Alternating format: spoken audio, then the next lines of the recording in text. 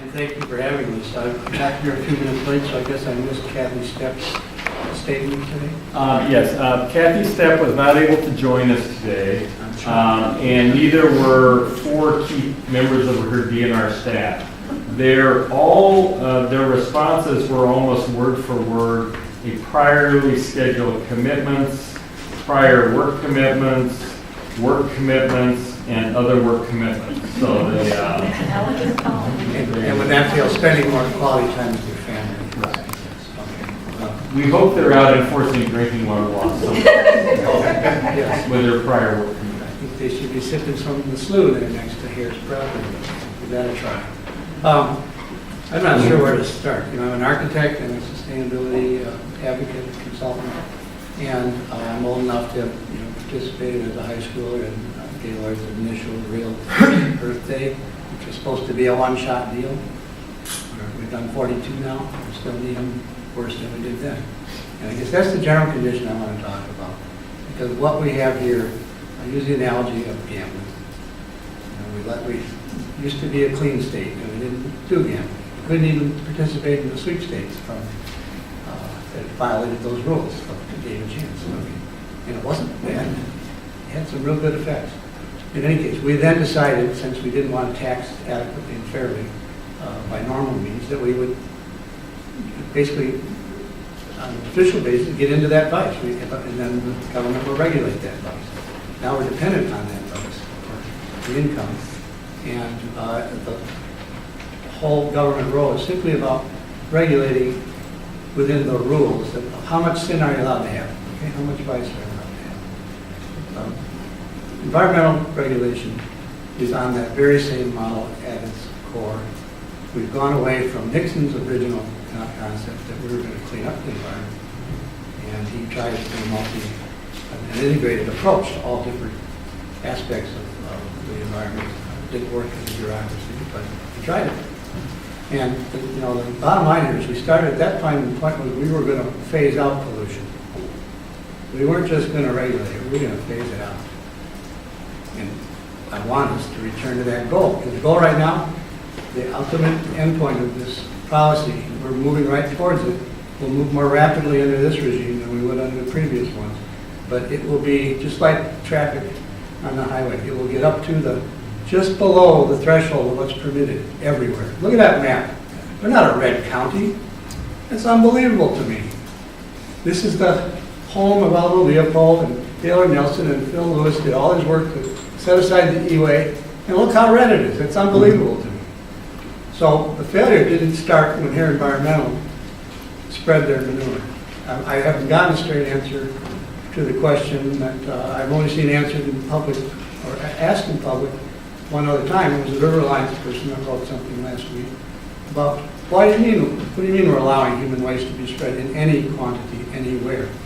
Okay. As an architect, the plumbing system is part of that health, safety, and welfare obligation, just like ventilation, air quality, and buildings aren't supposed to poison people. And if they do, it's hell to pay. And the same with your site in a regulated municipality anywhere. We've gotten to the point where we recognize that when my dog is traveling around the block with me and leaves a gift, that's my obligation to take that gift home and deal with it myself properly. This whole program of spreading, quote, septage is a program of legalized pollution, because the whole history of humanity since agriculture started and we started trying to live in communities has been about the battle for clean water and safe sanitation. That's the whole story. And we finally got there in the 20th century to where that was reachable for everybody on the planet. But we're not getting there. We're not going there because that's not the goal. We don't have a single policy in this country that's about we're going to end pollution of any kind 100%. We don't. And we need to do that. It's absolutely doable now. Scandinavian countries and some of Germany, are the economies that are thriving right now. It's partly because they have gotten off their dependence on waste and pollution and dirty energy.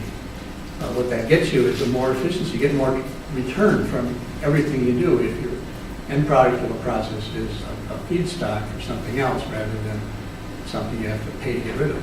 When you have to pay to get rid of it, it's inevitable.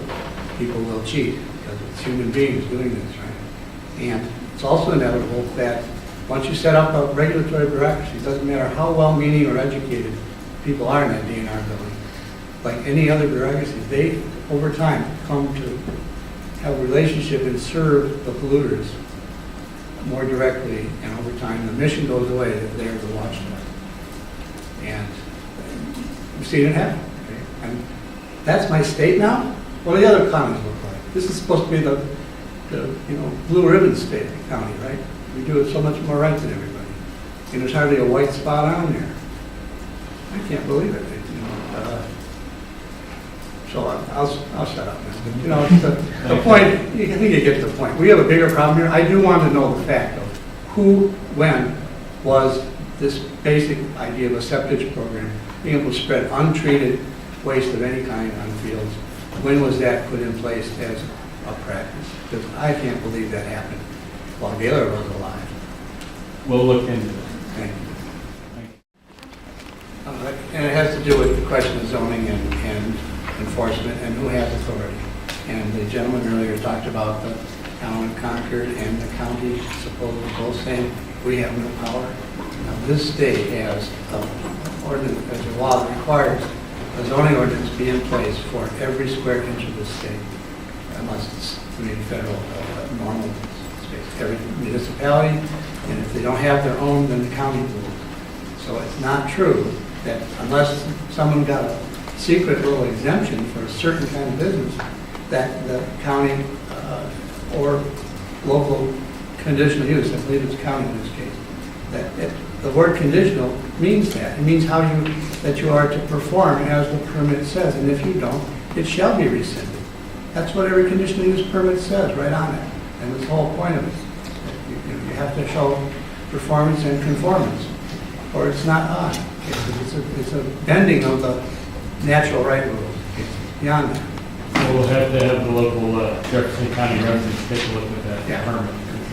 I know this a little bit because I'm the proud owner of a 7-permit project on Monona Bay. I'm the first and so far the only that I know of.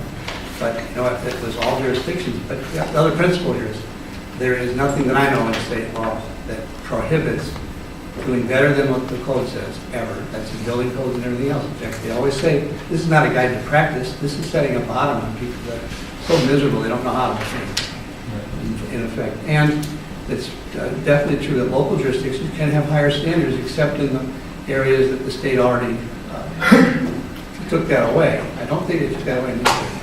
Maybe not yet, but there's always next legislation. Okay, so it's the county of Jefferson is on the hook for performance as far as I'm concerned. Okay, thanks, Ed.